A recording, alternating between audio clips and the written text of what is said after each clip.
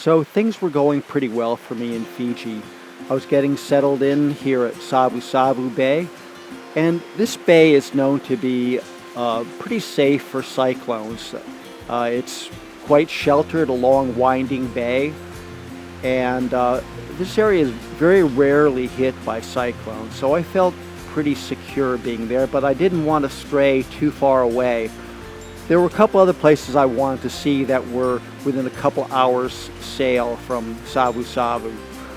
You can see this is the end of the bay. This is where my boat was moored, and it's fairly deep there, not too deep, but quite calm, and so I felt pretty good about being there. You'd occasionally see the Fijian people on their bamboo rafts, but one day I left and I went to a place called Deer Bay.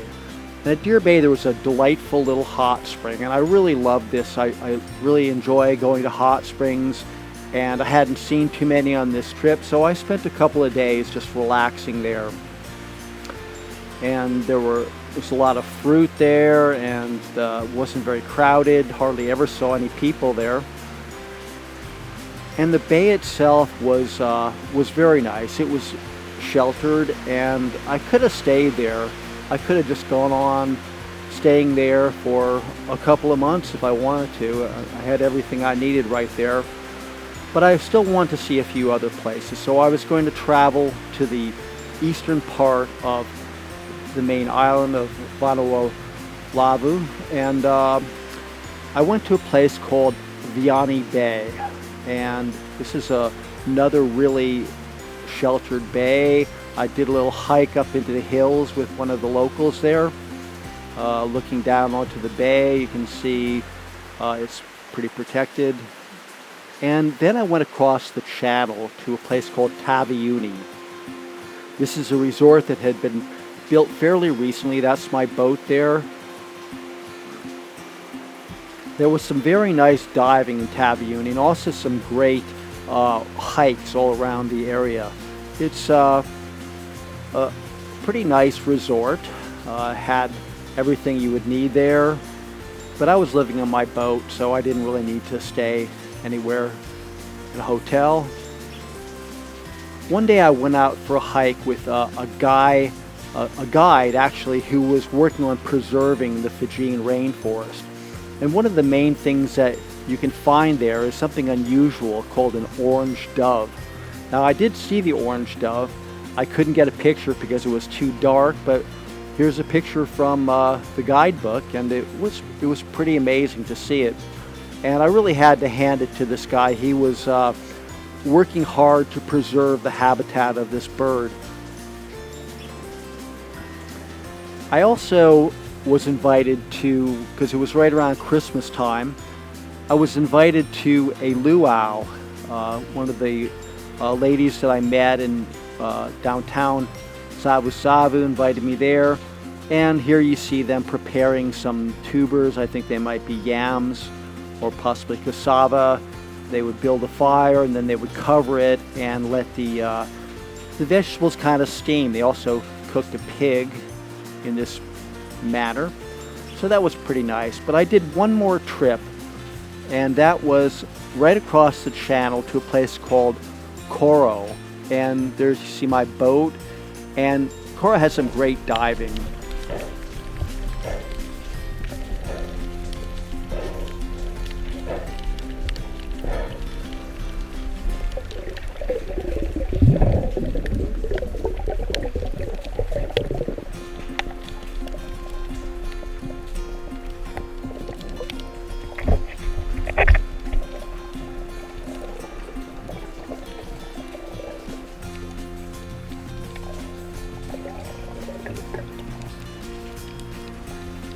So this is actually a free diving clip. I didn't have dive gear, so I did this little trip through sort of a tunnel. And the coral growth was very nice, and I really enjoyed it. This is going to be the last real snorkeling or diving that I did for a long, long time.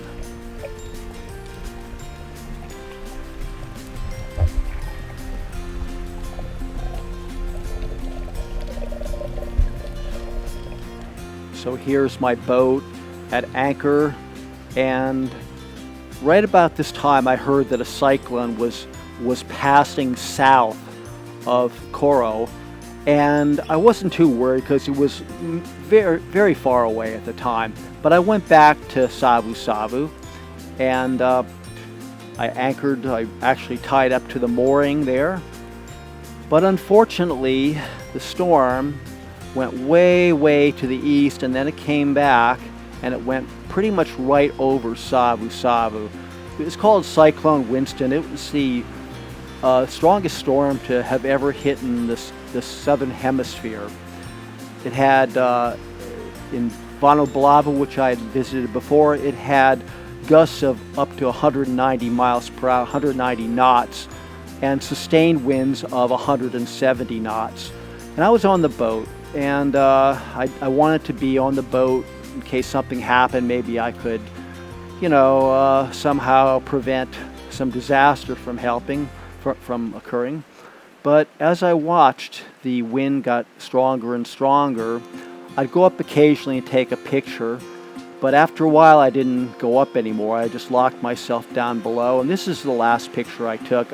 I would estimate the winds were at about 100 knots right then.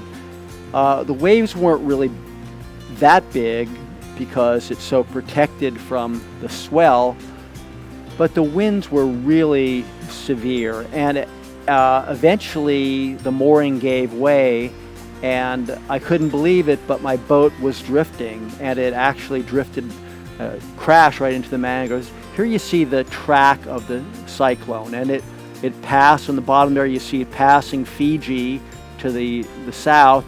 It went all the way to the east, pretty far past Tonga. Then it turned around and went straight back for Fiji. Very unusual for a cyclone to behave like this.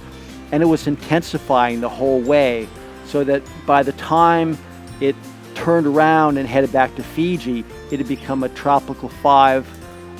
Category 5 cyclone. And here's a picture of it, and where you see the little circle in the middle there, that's the eye of the cyclone, and it passed pretty close to Savusavu. It went right over Coro, where I had just been.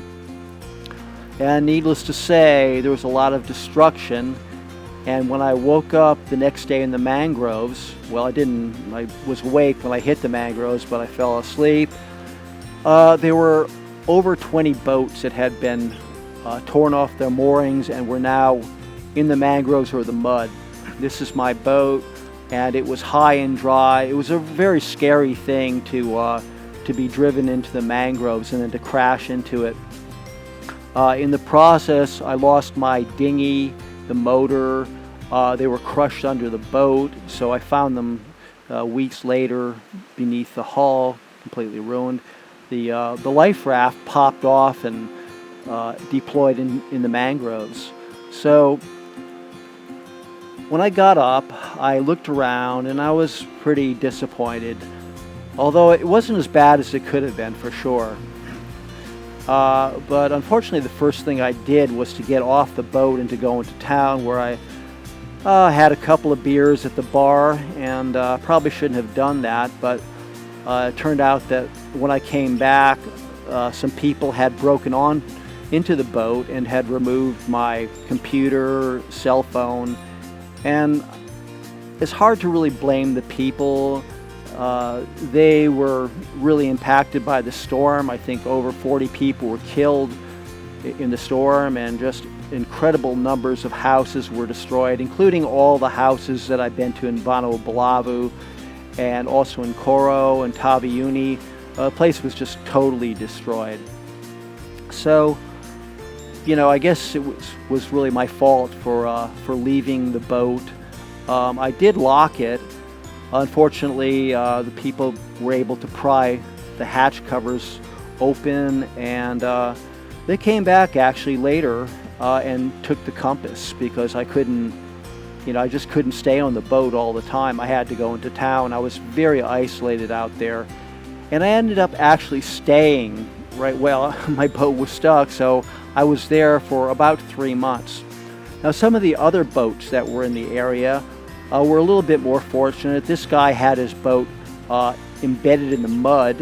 You can see it there at low tide. And he got the services of a excavator to come and dig a hole for him and dig him out. So unfortunately the excavator would not come to where my boat was. This boat here was called Rainbow Shadow. I actually pretty much begged the guy to come out at low tide and to dig us out. So this boat, Rainbow Shadow, was dug out successfully, and the boat was righted, and then a channel was dug out to deeper water. So I was going to follow kind of the same procedure. So here you see my boat. I got the excavator and me, went down, almost ran down to the boat, and he started to dig the hole, which would be, the purpose was to get the boat upright and then to dig a channel so that it could be towed out to the deeper water. You can see this is very low tide. Even at high tide though, the water is only about 2 feet deep. So a trench had to be dug. So here you see the hole being dug so that the boat could be floated again.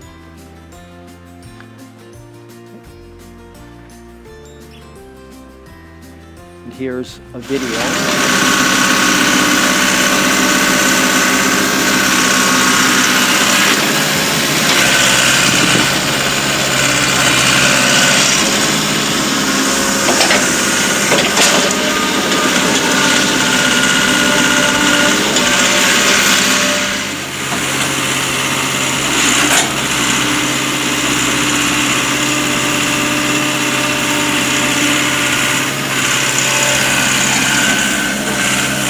So about this time, I went over to the operator and I said, hey, I think the hole is a little bit too close to the keel of my boat. And he assured me that it was okay because the mangroves would hold it up. I had told him where to dig the hole, but unfortunately it was a little bit too late by the time I had made my concerns known. And in front of my eyes, the boat just fell into this hole. It rolled over and the mast hit the pile of dirt and it broke in 3 places. And I really can't explain my feelings at the time. I just kind of looked at it. I walked over to the operator and I said, I don't even know what to say. And really, I was afraid I would lose the entire boat because the tide was about to start coming in. And I thought that, you know, if it was wedged in there, the whole boat would just fill with water. Luckily, that didn't happen, but I mean, it was already, the damage had been done. The mast of a boat is an incredibly valuable and expensive thing to replace, and it has all the things on the boat that you need, the navigation, the lights, and so forth.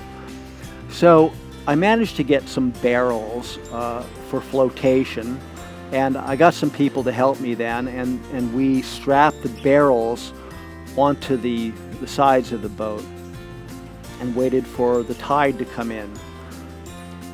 And so one thing was that the boat was now lighter because the mast, we had to remove the mast, and now it floated better. And so the digger, the excavator, started to dig the trench out to deeper water. It was about 100 meters long and had a dog leg in it. So he did this, and of course we had to survey it and stuff like that, and go out there with stakes and things and determine the best course for the channel to take. But eventually it was dug, and I got some help. Before that, here is the sequence of the channel being connected to the pool or the pond that the boat was now floating in. And so when the channel was connected, it filled with water. And then I had some people help me to dig it out, or to pull it out, and got out to deeper water, minus the mast. But you know, at least it was floating and it wasn't stuck in the mangroves after 3 months. So this began kind of a long process of trying to repair the boat. I'm going to talk about that in my next video. It was a very very laborious process, very stressful. And so the next video will kind of explain how I did that, how I found the mast. So hopefully you liked this video, and if you did, please share, subscribe, all that.